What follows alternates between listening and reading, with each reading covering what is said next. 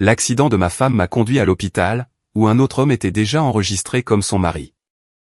33 appels manqués plus tard, je n'ai toujours pas répondu. L'accident de ma femme m'a conduit à l'hôpital, où un autre homme était déjà enregistré comme son mari. Quand je suis entré dans cette chambre et que j'ai vu de qui il s'agissait, mon monde entier s'est effondré. 2 ans de mensonges, et ce qu'il a essayé de faire avec mon fils a été la goutte d'eau qui a fait déborder le vase. Je m'appelle Antoine Chevalier. J'ai 44 ans et, depuis 19 ans, je représente certains des plus grands noms du hockey professionnel. Quand un jeune de la Creuse rêve d'atteindre la Ligue Magnus, quand un centre vétéran doit négocier son dernier contrat, quand un joueur emblématique veut assurer son héritage, c'est moi qu'ils appellent. J'ai conclu des contrats d'une valeur de plus de 200 millions d'euros au cours de ma carrière. Je sais lire les gens, repérer la tromperie et identifier les points de levier dans n'importe quelle négociation. Du moins, c'est ce que je pensais. Il s'avère que les compétences qui m'ont réussi dans les salles de conseil ne signifiaient rien lorsque les personnes qui me trompaient étaient celles que j'aimais le plus. J'ai épousé Camille Lambert il y a 20 ans à Lyon, juste après avoir signé mon premier client majeur, un espoir en défense qui allait devenir 3 fois All-Star. Elle avait 22 ans et travaillait comme coordinatrice d'événements à la patinoire des Lions, où je passais la moitié de ma vie à repérer des talents et à nouer des relations. J'avais 24 ans, j'étais ambitieux et convaincu que je pouvais conquérir le monde. Elle a cru en moi quand personne d'autre ne le faisait. Pendant les années de vache maigre où je joignais à peine les 2 bouts, dormant sur le canapé d'un ami entre 2 déplacements, pendant les semaines de 70 heures où je construisais ma liste de clients une réunion à la fois, à travers chaque triomphe et chaque échec brutal. Elle était là. Nous avons construit quelque chose de réel. Du moins, c'est ce que je croyais. 2 enfants qui sont devenus le centre de notre univers, la raison pour laquelle je me suis battu si durement pour réussir. Chloé, 16 ans maintenant, est l'une des meilleures nageuses de compétition de la région.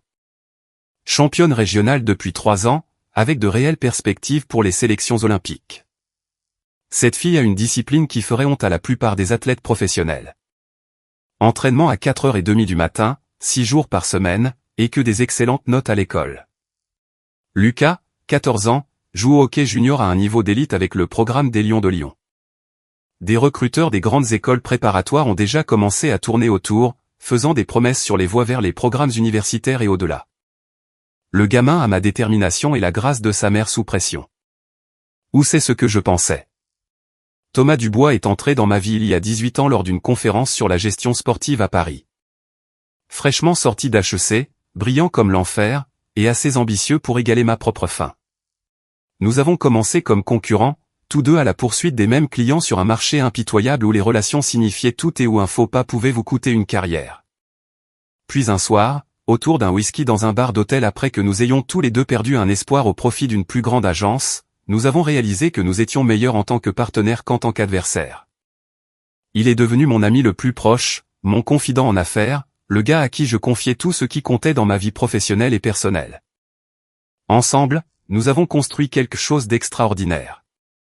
Tandis que je gérais les relations avec les athlètes et les négociations de contrats, Thomas s'occupait des opérations commerciales, du marketing et de l'expansion territoriale. Nous avons ouvert des bureaux dans 5 villes, Lyon, Paris, Genève, Marseille et Bordeaux. Notre liste s'est élargie pour inclure 43 athlètes professionnels dans le hockey, le baseball et le football. L'année dernière seulement, nous avons réalisé 8 millions d'euros de commissions. L'entreprise que j'avais lancée dans un appartement exigu avec rien d'autre que de la détermination et un téléphone portable était devenue l'une des agences les plus respectées du sport. Il y a 3 semaines, j'ai conclu le plus gros contrat de ma carrière, un contrat de 7 ans et 90 millions d'euros pour Mathieu Roy, le meilleur gardien de but de la Ligue et un client que je représentais depuis son jour de repêchage 8 ans plus tôt. Camille a organisé un dîner de célébration chez nous à Caluire-et-Cuire. Thomas était là, levant son verre pour trinquer à notre succès, racontant des histoires qui faisaient rire tout le monde. Ma famille, mon meilleur ami, ma vie parfaite, tous réunis sous un même toit. Je n'avais aucune idée que dans 72 heures, je découvrirais que tout ce que je pensais être réel n'était qu'un mensonge soigneusement construit. Tout a commencé par un appel téléphonique un mardi soir. J'étais dans mon bureau à domicile à Caluire-et-Cuire, en train d'examiner des propositions de contrat pour un défenseur entrant sur le marché des agents libres. Le genre de travail qui exigeait une concentration totale. Une clause mal placée pouvait coûter des millions à un client. Camille avait mentionné quelque chose à propos d'une réunion avec son club de lecture, c'était la 3e fois cette semaine qu'elle avait des projets en soirée. Je l'avais à peine enregistré, trop enfoui dans le travail pour remarquer la régularité. Mon téléphone s'est allumé à 21h47. Numéro inconnu. Indicatif de Lyon. J'ai failli laisser sonner jusqu'à la messagerie vocale. Monsieur Chevalier, demanda une voix de femme quand j'ai répondu. Professionnelle, prudente. C'est l'hôpital Édouard Herriot. Votre femme a été admise il y a environ 1 heure. Il y a eu un accident. Les mots m'ont frappé comme un coup physique. Que s'est-il passé, ai-je exigé, attrapant déjà mes clés. C'est grave? Elle est stable, a dit l'infirmière, ce qui aurait dû être rassurant mais ne l'était en quelque sorte pas. Un accident de voiture sur l'avenue Jean Mermoz. Elle est consciente et vous demande. J'ai fait le trajet jusqu'à l'hôpital en 12 minutes, me garant illégalement sans m'en soucier.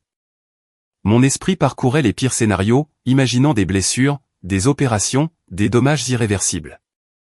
Camille avait 42 ans et était en bonne santé. Ça ne pouvait pas être grave. Ça ne pouvait pas. Le service des urgences était le chaos habituel. Lumière fluorescente, odeur d'antiseptique, des gens dans divers états de crise. Je me suis approché du bureau, le cœur battant à tout rompre. Je suis Antoine Chevalier, ai-je dit à la femme de la réception. Ma femme, Camille, a été admise. Accident de voiture. Elle a tapé sur son ordinateur, fronçant légèrement les sourcils. Camille Chevalier? Oui, dis-je avec impatience. Où est-elle? Le froncement de sourcils de la femme s'est accentué. Monsieur, il est indiqué que quelqu'un s'est déjà enregistré en tant que son mari. Il est avec elle en ce moment dans la salle d'examen 4. Tout s'est arrêté. Le bruit des urgences s'est estompé en un bourdonnement lointain. Qu'est-ce que vous venez de dire? Il y a déjà quelqu'un d'enregistré comme son conjoint, a-t-elle répété, visiblement mal à l'aise maintenant. Un certain monsieur Dubois. Il est arrivé avec elle dans l'ambulance. Thomas. Thomas était ici. Thomas était venu dans l'ambulance avec ma femme. Thomas était enregistré comme son mari. Je n'ai pas demandé la permission. J'ai dépassé le bureau, ignorant l'infirmière qui m'appelait, suivant les panneaux indiquant les salles d'examen. Salle 4. La porte était entr'ouverte. Je me suis arrêté dans l'embrasure. Camille était sur la table d'examen, un pansement sur le front, le bras gauche dans une écharpe temporaire. Elle avait l'air secouée mais pas gravement blessée. Et assis sur la chaise à côté de son lit, lui tenant la main droite avec une intimité qui m'a retourné l'estomac, se trouvait Thomas Dubois. Mon meilleur ami. Mon partenaire en affaires. L'homme en qui j'avais une confiance absolue. Ils ne m'ont pas vu au début. Camille disait quelque chose, sa voix basse et urgente. Thomas se penchait près d'elle, parlant doucement en réponse. Puis les yeux de Camille se sont tournés vers la porte et ont rencontré les miens. La couleur a quitté son visage. Antoine, a-t-elle soufflé. La tête de Thomas s'est vivement tournée.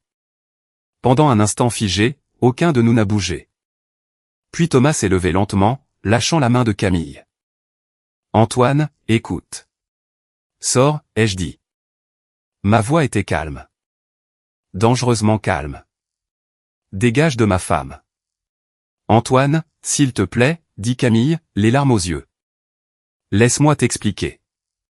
Depuis combien de temps, ai-je demandé, toujours avec cette même voix froide. J'ai regardé Thomas.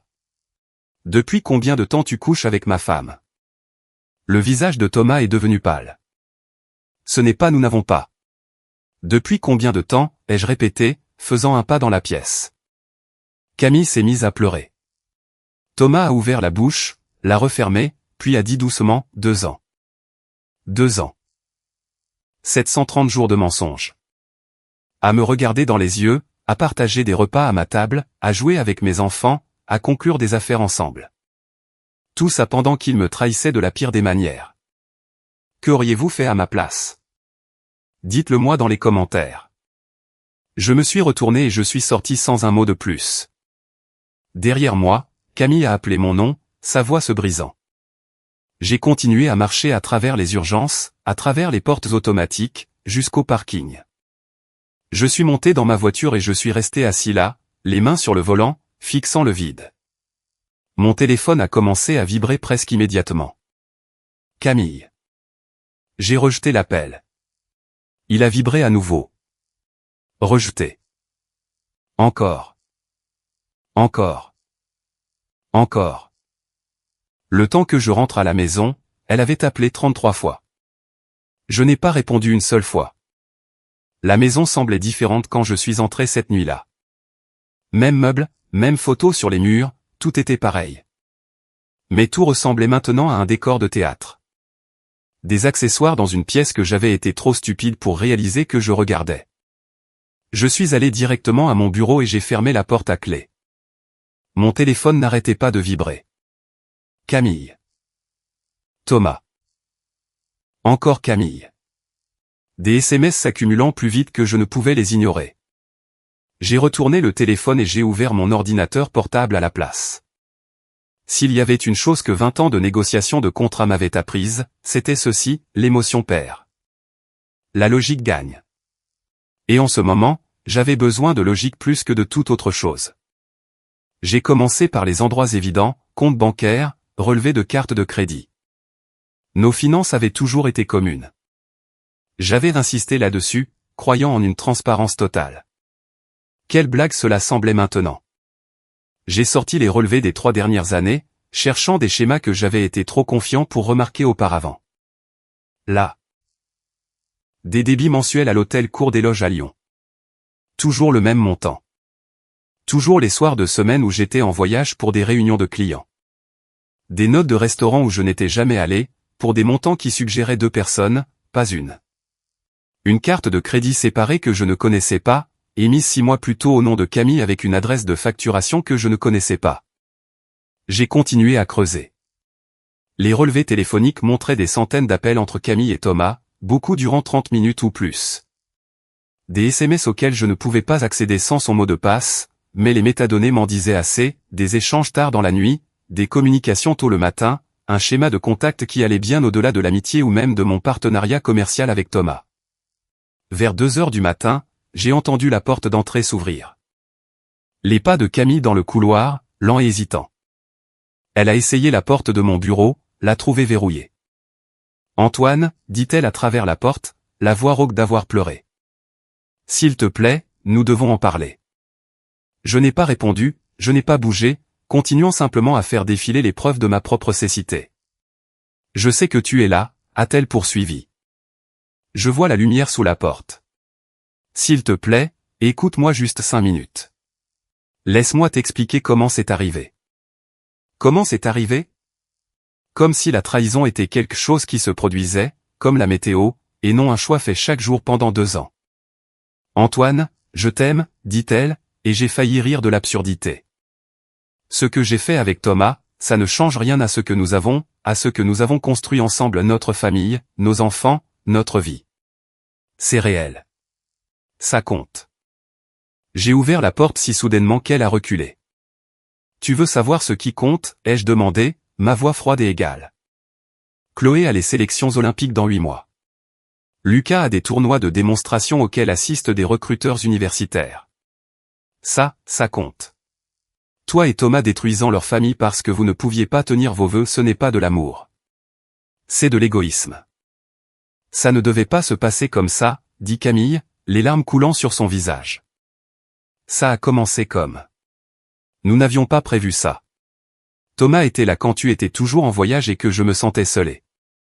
N'ose pas, les jeux interrompus. N'ose pas blâmer mon travail. Je construisais quelque chose pour cette famille, pour notre avenir. Pendant que tu faisais quoi, exactement? Tu construisais un avenir avec mon meilleur ami? Elle a tressailli. Vas-tu le dire aux enfants? Éventuellement, quand j'aurai décidé comment.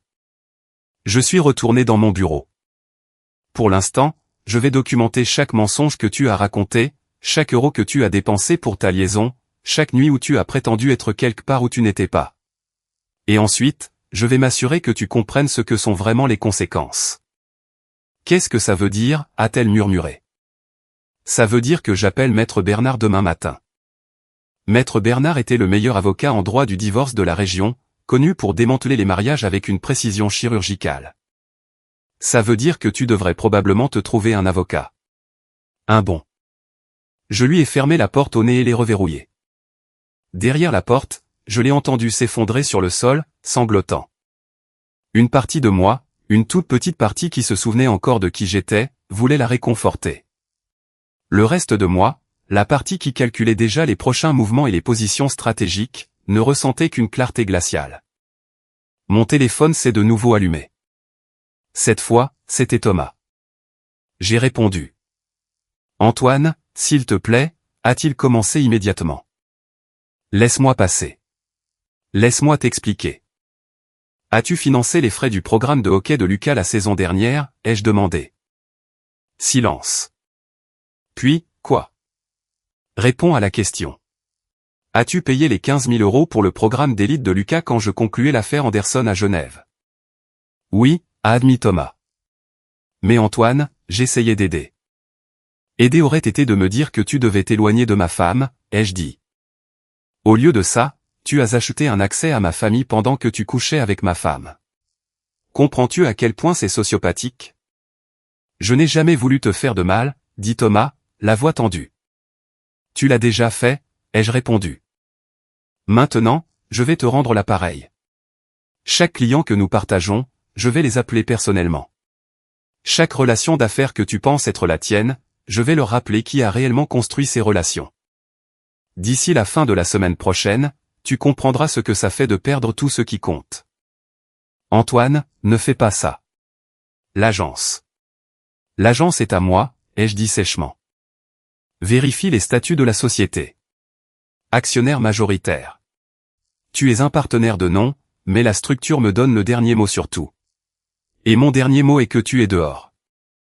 J'ai raccroché, bloqué son numéro, puis j'ai commencé à faire une liste de toutes les personnes que je devais appeler, de chaque mouvement que je devais faire, de chaque pièce de la vie que j'avais construite qui devait être protégée des personnes qui avaient tenté de la détruire. Au lever du soleil, j'avais un plan. Je n'ai pas dormi, je ne pouvais pas. Au lieu de ça, je suis resté à mon bureau, buvant un café devenu froid depuis des heures, montant mon dossier comme j'avais bâti ma carrière, méthodiquement, impitoyablement, sans pitié. À 7 heures du matin, j'avais organisé 3 ans de dossiers financiers, documenté une chronologie de la liaison de Camille et Thomas, et une liste de 18 avocats, consultants et enquêteurs que je devais contacter. Maître Bernard a répondu à la deuxième sonnerie. Antoine Chevalier, dit-il, la voix rauque de sommeil. C'est soit une très bonne nouvelle, soit une très mauvaise nouvelle, et vu l'heure, je penche pour la mauvaise. En combien de temps pouvez-vous déposer une demande de divorce, ai-je demandé. Maître Bernard avait lui-même traversé 2 divorces et bâti sa carrière sur la compréhension de la trahison. Donnez-moi un aperçu. Je lui ai exposé la situation en 5 minutes. La liaison, la révélation à l'hôpital, les preuves que j'avais déjà compilées. Maître Bernard a écouté sans m'interrompre, et je pouvais presque l'entendre calculer sa stratégie. Vous voulez la politique de la terre brûlée ou une approche stratégique, a-t-il demandé quand j'ai fini. Quelle est la différence? La terre brûlée signifie que nous rendons cela public, douloureux et coûteux pour toutes les personnes impliquées, a expliqué Maître Bernard. Nous étalons chaque détail au tribunal, maximisons son humiliation, utilisons les enfants comme levier. L'approche stratégique signifie que nous agissons vite, frappons fort là où ça compte sur le plan juridique et minimisons les dommages collatéraux pour vos enfants. J'ai pensé à Chloé, 16 ans, nageant 6 jours par semaine avec des rêves olympiques. Lucas, 14 ans, trouvant enfin sa confiance sur la glace. Stratégique. Mais je veux la garde exclusive, et je la veux blindée. L'infidélité seule ne vous donnera pas la garde exclusive en France, a dit Maître Bernard. Il nous faut plus. Irrégularité financière, mise en danger, un schéma de négligence. J'ai les irrégularités financières, ai-je interrompu. Carte de crédit inconnue, compte bancaire séparé, frais d'hôtel. Le tout financé par des retraits de nos comptes joints sans que je le sache. C'est un début. Quoi d'autre? J'ai sorti le calendrier que j'avais reconstitué. Elle a manqué 17 des compétitions de natation de Chloé au cours des 2 dernières années. Manqué 9 des matchs de Lucas, des réunions parents-professeurs, des rendez-vous médicaux. Thomas était plus présent dans leur vie qu'elle au cours des 6 derniers mois. Pouvez-vous le prouver? Registre de présence scolaire, liste d'inscription aux compétitions, dossier de cabinet médical, ai-je confirmé? J'ai déjà commencé à les rassembler. Maître Bernard est resté silencieux un moment. Puis, vous n'avez pas chômé. Comment tenez-vous le coup? Je suis fonctionnel, ai-je dit, ce qui n'était pas vraiment une réponse. Pouvons-nous gagner? Avec ce que vous me dites, oui. Mais Antoine, ça va devenir moche. Elle se défendra, prétendra que vous étiez un bourreau de travail absent, dépeindra probablement Thomas comme un soutien émotionnel que vous n'avez pas su lui apporter. Êtes-vous prêt pour ça? Ce pourquoi je suis prêt, ai-je dit prudemment, c'est de m'assurer que mes enfants comprennent que leur mère a fait des choix délibérés et répétés. Je ne la laisserai pas réécrire cette histoire en un conte sur une femme négligée. Très bien. J'aurai les papiers prêts d'ici la fin de la journée, a dit Maître Bernard. Encore une chose, votre partenariat commercial avec ce personnage, Thomas. Ça va être compliqué. Déjà géré. Je suis l'actionnaire majoritaire. L'accord me donne l'autorité unilatérale pour révoquer des partenaires, et j'ai documenté son manquement à l'obligation fiduciaire la nuit dernière. Il a utilisé les ressources et le temps de l'entreprise pour des affaires personnelles littéralement. C'est fini pour lui. Vous travaillez vite quand vous êtes motivé. Je suis très motivé. Après avoir raccroché avec Maître Bernard, j'ai appelé ma directrice de bureau, Patricia. Elle était avec moi depuis le début, connaissait chaque détail du fonctionnement de l'agence. Patricia, j'ai besoin que vous fassiez quelque chose pour moi sans poser de questions. C'est grave à quel point, a-t-elle immédiatement demandé. Assez grave pour que Thomas Dubois ne fasse plus partie de cette agence, à compter d'aujourd'hui. J'ai besoin que vous changiez tous les mots de passe du système. Que vous révoquiez son accès au dossier des clients et que vous prépariez une notification pour l'ensemble de notre effectif indiquant qu'il n'est plus autorisé à les représenter ou à parler au nom de Chevalier Sport Management. Antoine, que s'est-il passé? Il a trahi la confiance de cette entreprise, ai-je dit, ce qui était techniquement vrai. Je vous expliquerai plus tard, mais pour l'instant, j'ai besoin que vous le bloquiez de partout. Pouvez-vous faire ça? Donnez-moi 2 heures, a dit Patricia. Et ses clients? Chaque client qu'il a amené est venu initialement grâce à mes relations, ai-je dit. Je vais appeler chacun d'eux personnellement pour expliquer la transition et leur assurer une représentation continue. C'est à propos de Camille, n'est-ce pas, a demandé Patricia doucement. J'ai fermé les yeux. Depuis combien de temps le saviez-vous? Je ne le savais pas avec certitude jusqu'à présent, a-t-elle admis. Mais je me doutais de quelque chose. Des petites choses. La façon dont elle appelait en vous cherchant alors que Thomas venait de dire que vous étiez en voyage. Comment ils étaient tous les deux indisponibles au même moment. Je suis désolé, Antoine. J'aurais dû dire quelque chose. Non, ai-je dit. Ce n'était pas votre responsabilité. Dites-moi simplement ce dont vous avez besoin maintenant. À 9 heures, Thomas était bloqué de tous les systèmes. À 10 heures, j'avais parlé à 12 de nos principaux clients, les rassurant sur la continuité des activités et suggérant subtilement que le départ de Thomas était pour des raisons éthiques sans préciser les détails. À 11 heures, Camille avait laissé 4 autres messages que je n'avais pas écoutés. À midi, ma fille a appelé. Papa. La voix de Chloé était tendue. Pourquoi maman pleure dans sa chambre? Qu'est-ce qui se passe? C'était le moment que j'avais redouté. Rentre à la maison après l'entraînement, lui ai-je dit. Amène ton frère. Nous devons avoir une réunion de famille. Papa, tu me fais peur. Je sais, ma chérie. Mais j'ai besoin que tu me fasses confiance, d'accord? Rentre juste à la maison. On en parlera à ce moment-là. Elle a hésité. C'est à propos de toi et maman? Gamine intelligente. Trop intelligente pour lui mentir. Oui, ai-je admis. Mais nous en discuterons ensemble, nous tous. Je te le promets. Quand elle a raccroché, je me suis tenu à la fenêtre de mon bureau, regardant la vie que j'avais construite à Caluire et Cuire. Grande maison dans un bon quartier. Entreprise prospère. Belle famille. Ou ce qui avait semblé être une belle famille. La façade s'était effondrée, révélant quelque chose de pourri en dessous. Mon téléphone a vibré.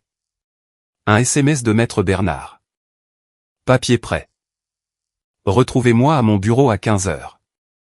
J'ai répondu par SMS. À tout à l'heure. Encore 3 heures avant que je ne rende les choses officielles. 3 heures avant que tout ne change de manière irréversible. Je les ai passées à préparer ce que j'allais dire à mes enfants. Comment j'expliquerais que leur mère nous avait tous trahis? Comment je les convaincrais que nous survivrions à cela intacts? Parce que nous allions survivre. J'allais m'en assurer. Chloé est arrivée la première, encore en tenue d'entraînement avec une veste par-dessus. Ses cheveux étaient tirés en arrière, l'odeur de chlore se mêlant à l'anxiété alors qu'elle entrait dans le salon où j'attendais.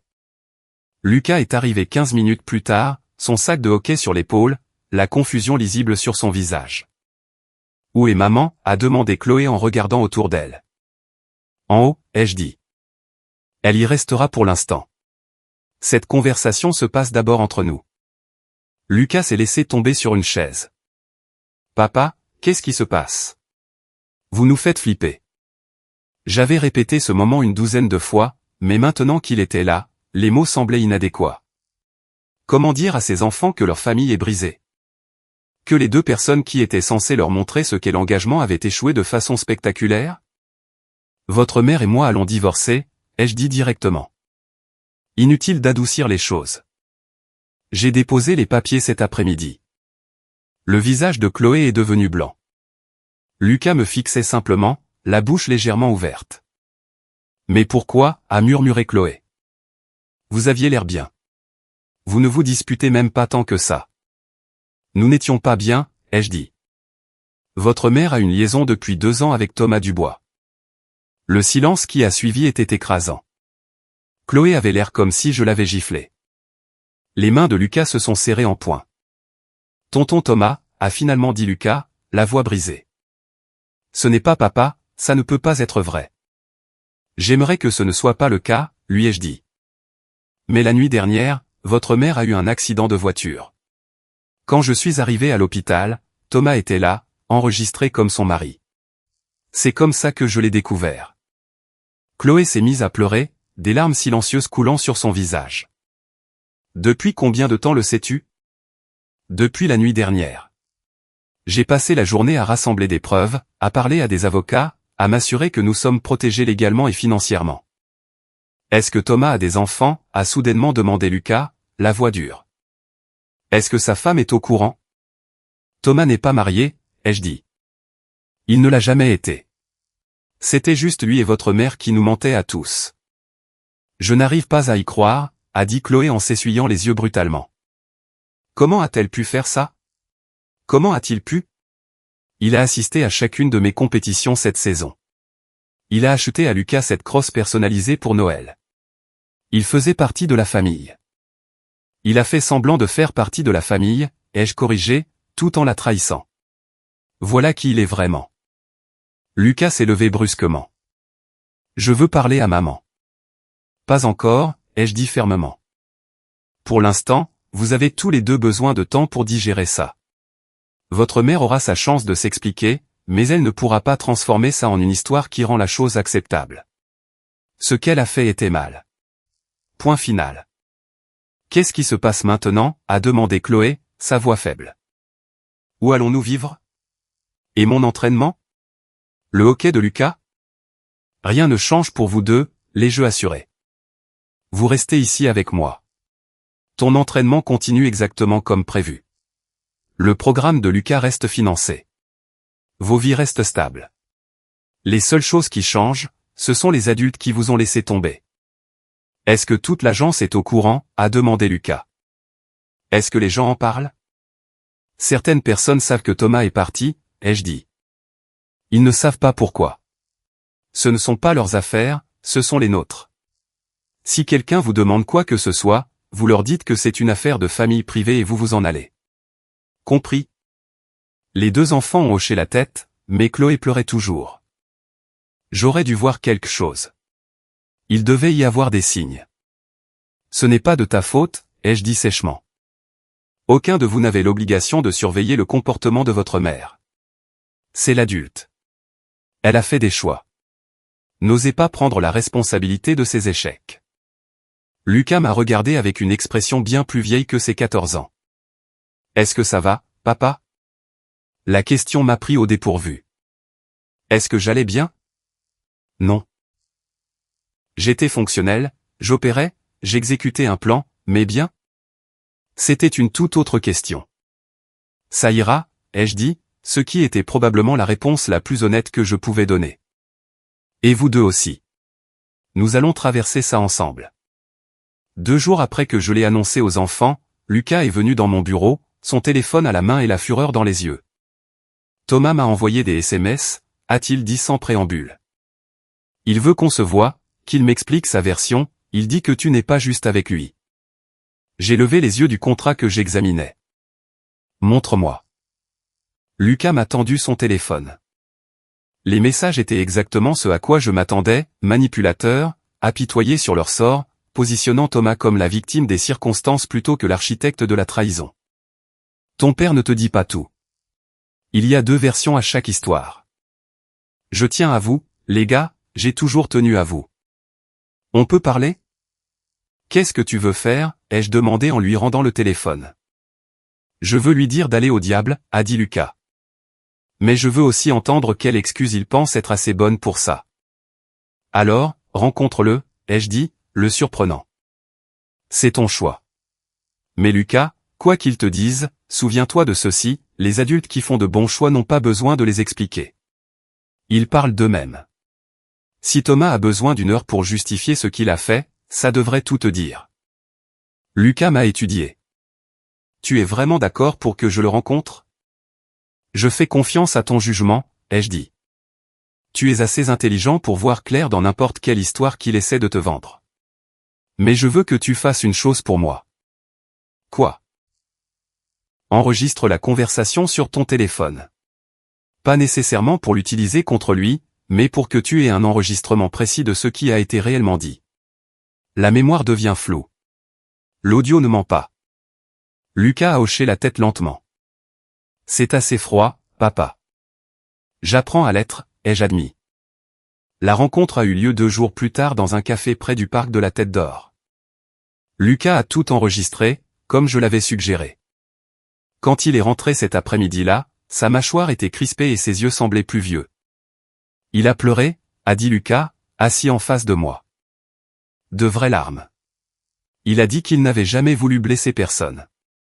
Que lui et maman se sont juste connectés à un niveau que vous deux n'aviez jamais eu. Il a dit que l'amour n'est pas quelque chose que l'on peut contrôler. Que as-tu dit? Je lui ai demandé s'il nous aimait aussi. Moi et Chloé. Si nous voir grandir, faire partie de nos vies, si ça comptait. La voix de Lucas était stable mais froide. Tu sais ce qu'il a dit? J'ai attendu. Il a dit que nous serions toujours importants pour lui. Qu'il espérait qu'un jour nous pourrions comprendre que les adultes font des choix compliqués que les enfants ne peuvent pas toujours comprendre. Lucas m'a regardé. Alors, je lui ai dit que je comprenais très bien qu'il est un lâche qui a détruit ma famille parce qu'il voulait quelque chose qui n'était pas à lui. Puis je suis parti. La fierté a gonflé dans ma poitrine. Ça, c'est du cran. Je lui ai aussi dit que s'il me contactait à nouveau, moi ou Chloé, je bloquerais son numéro et qu'il pourrait expliquer à un juge pourquoi il harcèle des mineurs. Lucas a réussi un sourire sombre. J'ai appris ça de toi. Documentation. Preuve. Toujours se protéger. Gamin intelligent. Thomas a posé des questions sur toi, a ajouté Lucas. Il voulait savoir si tu avais l'intention de détruire complètement sa réputation ou s'il y avait une marge de négociation. Que lui as-tu dit? Que tu ne négocies pas avec les gens qui te trahissent. Que tu finis ce que tu commences. Lucas a fait une pause. Avais-je raison? J'ai pensé aux appels que j'avais passés, aux clients que j'avais redirigés, aux conversations discrètes avec des contacts de l'industrie qui garantiraient que la carrière de Thomas Dubois dans la gestion sportive était effectivement terminée. Pas par méchanceté, mais par simple vérité. Il avait violé la confiance au niveau le plus fondamental, et la nouvelle circulait vite dans notre petite industrie. Tu avais raison, ai-je confirmé. Je finis ce que je commence. Les résultats du test ADN sont arrivés un mardi après-midi, livrés dans une enveloppe blanche ordinaire qui semblait peser 1 tonne. J'avais commandé le test 3 jours après avoir découvert la liaison, poussé par un besoin paranoïaque de vérifier tout ce que je pensais savoir. Si Camille pouvait mentir sur Thomas pendant 2 ans, sur quoi d'autre avait-elle menti? J'étais assis dans mon bureau, l'enveloppe non ouverte sur mon bureau, la fixant comme si elle pouvait exploser. Lucas avait 14 ans. J'avais été là pour sa naissance, j'avais coupé le cordon ombilical, je l'avais tenu dans mes bras quelques minutes après sa naissance. Je lui ai appris à patiner, je l'ai vu devenir le joueur qu'il était aujourd'hui, j'ai vu mon reflet dans sa détermination et son esprit de compétition. Mais si la biologie disait le contraire? J'ai déchiré l'enveloppe. Le rapport de laboratoire était clinique, précis, mathématique. Probabilité de paternité, 99,97%. Lucas était mon fils, génétiquement, incontestablement mon fils. Le soulagement était physique, comme si quelqu'un avait soulevé un bloc de béton de ma poitrine. Je me suis adossé à ma chaise, les yeux fermés, respirant la prise de conscience de combien j'avais besoin de cette confirmation. Non pas parce que j'aimerais moins Lucas, je savais cela de moi-même, mais parce que j'avais besoin de savoir que Camille ne m'avait pas pris ça aussi. Les résultats de Chloé étaient dans une deuxième enveloppe. Je l'avais testé aussi, ayant besoin d'une certitude complète. Même résultat, 99,98% de probabilité de paternité. Les 2 enfants étaient biologiquement les miens. La famille que je pensais avoir était réelle, au moins de cette manière fondamentale. J'étais encore en train de digérer quand mon téléphone a sonné. Maître Bernard, mon avocat. Antoine, dit-il sans préambule. Nous avons un problème. L'avocat de Camille vient de déposer une requête affirmant que vous avez exercé un contrôle financier tout au long du mariage, qu'elle n'avait pas accès à des fonds indépendants. Et que vous utilisez votre richesse et vos relations pour l'intimider afin d'obtenir un règlement inéquitable. J'ai failli rire. Elle avait un accès complet à tous les comptes. Carte de crédit jointe, compte courant joint, épargne jointe. Je n'ai jamais rien restreint. Pouvez-vous prouver qu'elle y avait accès? Les relevés bancaires montrent qu'elle effectuait constamment des retraits et des paiements, y compris ce qu'elle a fait pour financer sa liaison avec Thomas. Bien. Nous aurons besoin de cette documentation. Mais Antoine, il y a autre chose. Elle prétend que Thomas lui fournissait un soutien émotionnel que vous n'avez pas su lui donner, que vos voyages constants et votre concentration sur le travail l'ont laissé isolé et vulnérable. Donc elle fait de moi le méchant, ai-je dit sèchement. Coup classique. Le mari négligent qui a poussé sa femme dans les bras d'un autre homme. Essentiellement, oui. Comment voulez-vous répondre? Avec des faits, ai-je dit. Je voyage pour le travail, oui, pour construire une entreprise qui a fourni un revenu annuel à 7 chiffres à notre famille. Pendant que je travaillais, Camille a choisi de passer son temps avec Thomas au lieu de le passer avec nos enfants. Nous avons des preuves documentées d'événements manqués, d'une parentalité absente, de la priorisation de sa liaison sur ses enfants. Laissez-la essayer de présenter ça comme ma faute. Après avoir raccroché avec Maître Bernard, j'ai appelé Lucas et Chloé dans mon bureau. Ils sont entrés ensemble, et je pouvais voir l'anxiété sur leur visage. Chaque fois que je convoque une réunion de famille maintenant, ils se préparent à de mauvaises nouvelles. Je dois vous dire quelque chose, ai-je dit. Après avoir découvert la liaison de votre mère, j'ai fait faire des tests ADN pour vous deux. La main de Chloé s'est portée à sa bouche. Lucas est devenu très immobile. Les résultats sont revenus aujourd'hui, ai-je continué. Vous êtes tous les deux mes enfants biologiquement, génétiquement, incontestablement. Je vous dis ça parce que je ne veux pas que vous la preniez ailleurs et parce que je veux que vous sachiez que même quand je remettais tout le reste en question. Je n'ai jamais douté que vous étiez mes enfants. La biologie a juste confirmé ce que je savais déjà de toutes les manières qui comptent. Pensais-tu que nous ne l'étions pas, a demandé Lucas doucement. J'avais besoin de tout vérifier, ai-je admis. La trahison de votre mère m'a fait douter de mon propre jugement. Je devais en avoir le cœur net. Chloé pleurait à nouveau. Elle pleurait beaucoup ces derniers temps. Est-ce que maman sait que tu nous as testés? Pas encore, mais elle le saura. Ça sortira dans la procédure de divorce. Elle va perdre la tête, a prédit Lucas. Probablement, mais ce n'est pas votre problème à gérer. Votre travail est de continuer à nager, à jouer au hockey, à être les enfants incroyables que vous avez toujours été. Mon travail est de m'occuper des adultes et de leurs conséquences. Lucas s'est levé. Papa, je dois te dire quelque chose. Thomas m'a offert de l'argent. J'ai levé les yeux brusquement. Quoi? Avant que je l'envoie balader au café. Il a dit que si je pouvais te convaincre de lâcher l'affaire sur le plan juridique, de régler le divorce à l'amiable et de le laisser rester dans l'agence, il paierait tout mon programme de hockey junior pour les 3 prochaines années, tous frais payés. Plus des contacts avec des recruteurs universitaires. Mes mains se sont serrées. Quand comptais-tu me le dire?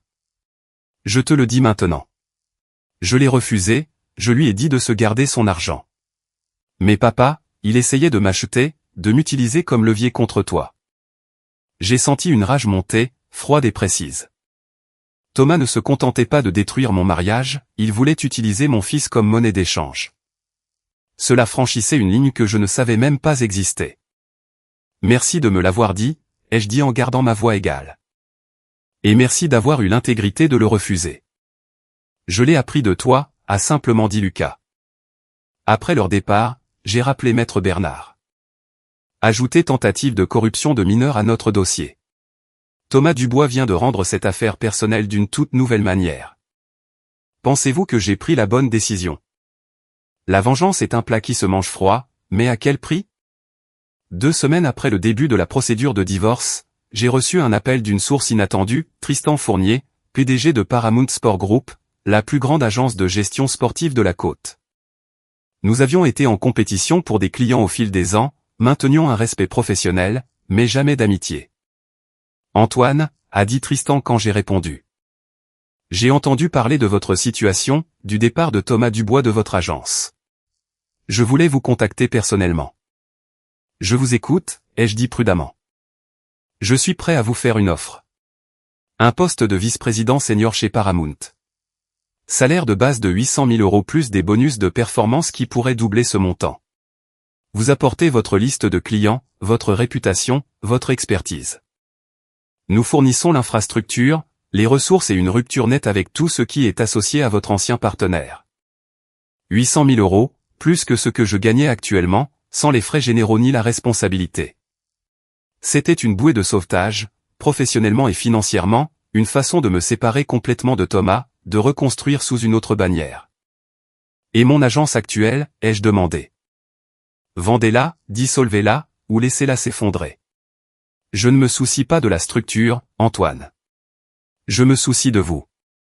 Vous êtes l'un des meilleurs négociateurs du secteur, et vous êtes actuellement dans une position où repartir à zéro pourrait être attrayant. Il n'avait pas tort. Chaque fois que j'entrais dans mon bureau à Lyon, je voyais l'espace de travail vide de Thomas, je me souvenais du partenariat que nous avions bâti, je sentais la piqûre de la trahison. Peut-être qu'une rupture nette était exactement ce dont j'avais besoin. J'ai besoin de temps pour y réfléchir, ai-je dit. Bien sûr. Mais Antoine, cette offre expire dans 2 semaines. J'ai d'autres candidats si vous refusez. Après avoir raccroché, j'ai pesé la décision. Accepter l'offre de Tristan signifiait admettre que Thomas avait endommagé mon agence au-delà de toute réparation. Cela signifiait abandonner quelque chose que j'avais construit à partir de rien, laisser la trahison gagner dans au moins un domaine. Mais cela signifiait aussi la sécurité financière, la stabilité de carrière et la distance par rapport au décombre de mon mariage. J'ai appelé Chloé et Lucas dans mon bureau ce soir-là. J'ai besoin de votre avis sur quelque chose, ai-je dit, ce qui les a surpris. J'avais pris toutes les décisions ces derniers temps sans consultation. On m'a offert un poste chez Paramount Sport Group, ai-je expliqué. Une augmentation de salaire significative, de meilleures ressources, une chance de repartir à zéro. Mais cela signifie fermer mon agence, ce que j'ai construit avec Thomas. Tout ce pourquoi j'ai travaillé ces 18 dernières années. Devrions-nous déménager, a immédiatement demandé Chloé, toujours pratique. Non, le bureau de Paramount à Lyon est en centre-ville. Même ville, même maison, mêmes écoles. Lucas s'est penché en avant. Veux-tu l'accepter? Une question honnête méritait une réponse honnête. Une partie de moi veut prouver que je peux reconstruire mon agence sans Thomas, que sa trahison n'a pas détruit ce que j'ai créé. Mais une autre partie sait que chaque jour où j'entre dans ce bureau, je me souviens de ses mensonges. Peut-être que repartir à zéro n'est pas une faiblesse. Peut-être que c'est de la stratégie. Accepte le poste, papa, a dit Chloé fermement. Tu as déjà prouvé que tu pouvais construire quelque chose à partir de rien. Tu n'as pas besoin de le prouver à nouveau. Et nous avons besoin de toi stable, concentré, pas en train de te battre contre des fantômes. Lucas a hoché la tête en signe d'accord. En plus, 800 000 €. Ce n'est pas rien. Mon programme de hockey coûte une fortune. J'ai souri légèrement. Toujours en train de penser de manière pratique, vous deux. On a appris ça de toi, a fait écho Chloé aux paroles de son frère. Le lendemain matin, j'ai appelé Tristan Fournier. J'accepte votre offre. Quand avez-vous besoin que je commence ? 30 jours, a dit Tristan. Ça vous laisse assez de temps pour transférer les clients et conclure vos obligations actuelles. Plus qu'assez. Après avoir mis fin à l'appel, j'ai ressenti quelque chose d'inhabituel. Pas tout à fait la paix, mais quelque chose de proche. Un élan vers l'avant. Un chemin qui menait ailleurs que vers des litiges sans fin et des souvenirs amers. Thomas m'avait pris ma femme, mon statut de meilleur ami et temporairement ma foi en mon propre jugement. Mais il ne m'avait pas pris mon talent, ma réputation ou ma capacité à reconstruire. En fin de compte, c'était peut-être ça, la vraie victoire. 8 mois après la finalisation du divorce, je me tenais au bord de la piscine lors des sélections olympiques à Montpellier, regardant Chloé se préparer pour la course la plus importante de sa jeune vie, la finale du 200 mètres nage libre. Les 2 premières se qualifiaient pour l'équipe olympique. La 3e rentrait chez elle. Elle s'était entraînée sans relâche depuis que la famille s'était effondrée, canalisant sa douleur dans la perfection dans l'eau. Entraînement à 4h30 du matin sans se plaindre. Séance supplémentaire avec son entraîneur. Une discipline nutritionnelle qui m'impressionnait même moi. La fille avait transformé le deuil en carburant. Camille était là, quelque part dans les gradins. Nous avions convenu qu'elle pouvait assister aux événements majeurs, mais séparément, sans interaction à moins que les enfants ne l'initient. Chloé avait été claire, sa mère pouvait regarder, mais pas célébrer. Pas encore. Peut-être jamais. Thomas, heureusement, était introuvable. Sa carrière dans la gestion sportive s'était effondrée exactement comme je l'avais prédit. Aucun client ne voulait de lui après que la rumeur de la liaison se soit répandue. Aux dernières nouvelles, il travaillait dans la vente de produits pharmaceutiques quelque part en Normandie, aussi loin de Lyon que possible tout en restant sur la côte. « Papa », dit Lucas à côté de moi, me sortant de mes pensées. C'est son tour. Chloé se tenait derrière le plot de départ, secouant les bras, son visage un masque de concentration. Elle ressemblait tellement à Camille à cet âge que ça me faisait parfois mal physiquement. Mais l'acier dans sa colonne vertébrale, le refus d'abandonner, c'était tout moi. Le signal du départ a retenti. 8 nageuses se sont lancées dans l'eau.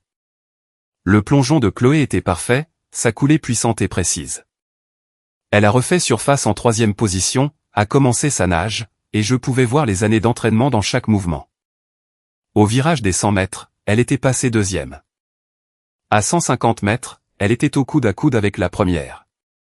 Les 50 derniers mètres ont semblé durer 1 heure. Chloé a puisé au plus profond d'elle-même, a trouvé quelque chose de plus, et a touché le mur. 2e place à 3 centièmes de seconde près. Elle avait intégré l'équipe olympique. Lucas criait à côté de moi, sautant sur place. Je suis resté figé, regardant Chloé faire surface et voir son temps, regardant la prise de conscience frapper son visage. Elle l'avait fait. Malgré tout ce que notre famille avait traversé, malgré la douleur, la trahison et le chaos, elle avait réalisé son rêve. Quand elle est sortie de la piscine, elle m'a regardé directement, pas Camille quelque part dans les gradins, mais moi, le parent qui avait été là à chaque étape. Je l'ai rejointe à la sortie des athlètes, et elle s'est effondrée dans mes bras, sanglotant de soulagement, de joie et d'épuisement. Je l'ai fait, papa, a-t-elle murmuré. Je l'ai vraiment fait. Je n'ai jamais douté de toi une seule seconde, lui ai-je dit, et je le pensais. Plus tard dans la soirée, de retour à l'hôtel, Camille a essayé de nous approcher dans le hall. Chloé l'a vue arriver et s'est physiquement rapprochée de moi, un signal clair du côté qu'elle avait choisi. Chloé, a commencé Camille, les larmes déjà aux yeux. Je suis si fier de toi. Tu as été incroyable aujourd'hui. Merci, a dit Chloé poliment mais froidement. Je dois aller me reposer maintenant.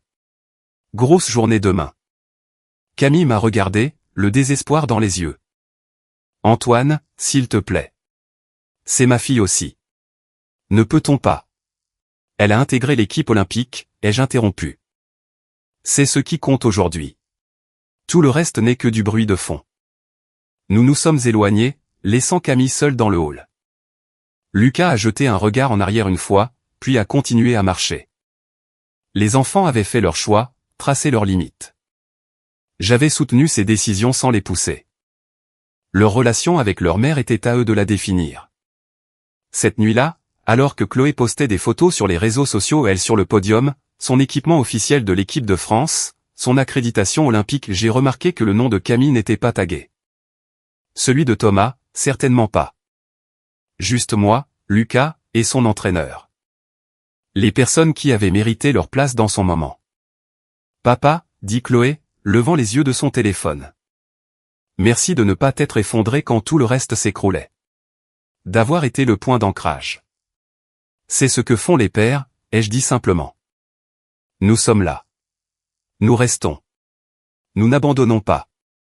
Elle a souri, et pour la première fois en 8 mois, son sourire a atteint ses yeux complètement. J'ai appris du meilleur. 10 mois après avoir découvert la liaison de Camille, j'étais assis dans mon nouveau bureau chez Paramount Sport Group, examinant des propositions de contrat pour 3 athlètes olympiques potentiels qui voulaient être représentés. La vue du 32e étage montrait tout Lyon s'étalant en dessous de moi, une ville que j'avais conquise une fois et que je conquérais à nouveau, cette fois selon mes propres termes.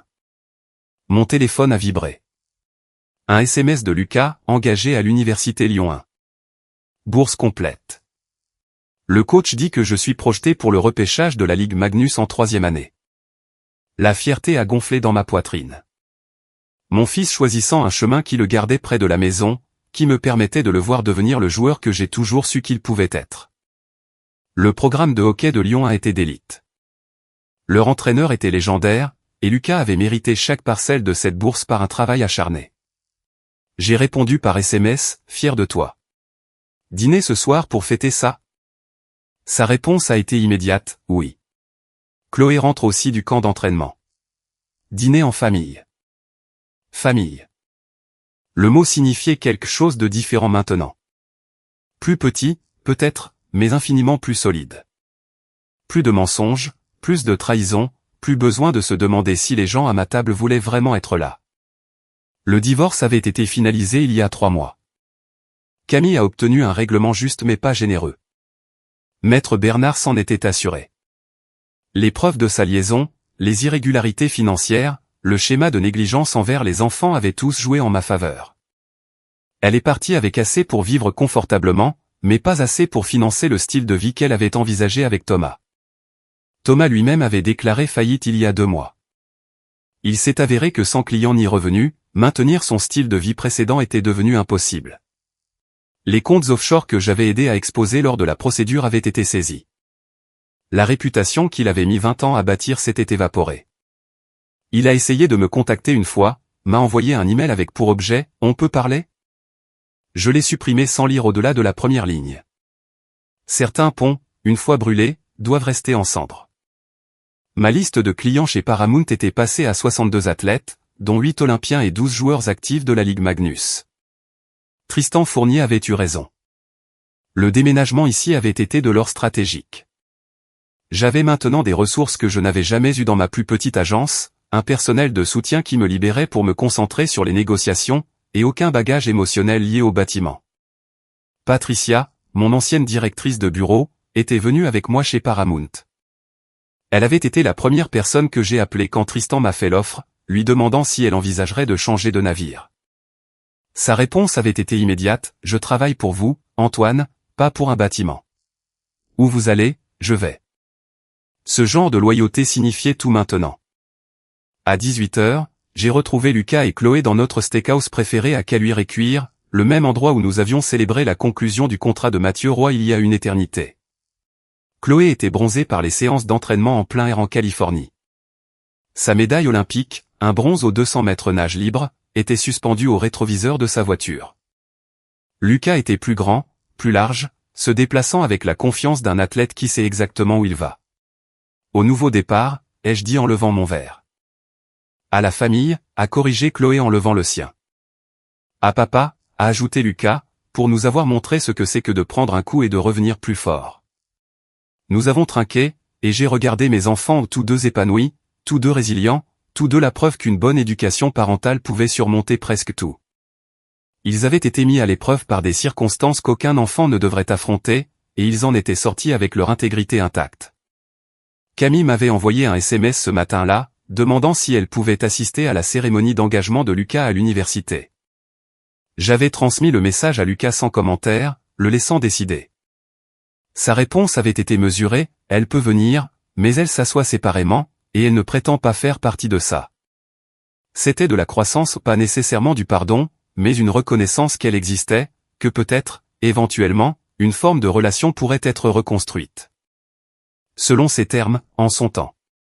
Quant à moi, j'avais recommencé à fréquenter quelqu'un. Rien de sérieux pour l'instant, juste des dîners avec une femme que j'avais rencontrée par le travail, une psychologue du sport qui consultait des équipes olympiques. Elle connaissait mon histoire, n'avait aucune illusion sur où j'en étais émotionnellement, et respectait les limites que j'avais fixées autour de mes enfants et de ma guérison. La vie n'était pas parfaite. J'avais encore des moments où la trahison me frappait de plein fouet, où je me demandais ce que j'avais manqué, ce que j'aurais pu faire différemment. Mais ces moments devenaient plus courts, moins fréquents, plus faciles à surmonter. « Papa, » dit Chloé, me ramenant au présent. « Tu étais dans la lune. » Je réfléchissais juste, ai-je dit, au chemin que nous avons parcouru. « On va bien, n'est-ce pas ?» a demandé Lucas, quelque chose de vulnérable dans sa voix. « Jean, vraiment bien ?» Je les ai regardés tous les deux, ces jeunes gens remarquables qui avaient survécu aux échecs de leurs parents et en étaient sortis plus forts. « Ouais, ai-je dit, on va vraiment bien. Mieux que bien. On est solide. » Et nous l'étions. Pas la famille que j'avais prévue, pas la vie que j'avais imaginée, mais quelque chose de réel, quelque chose d'éprouvé, quelque chose qui avait survécu au feu et en était sorti comme de l'acier trempé. C'était plus que suffisant. C'était tout ce qui comptait.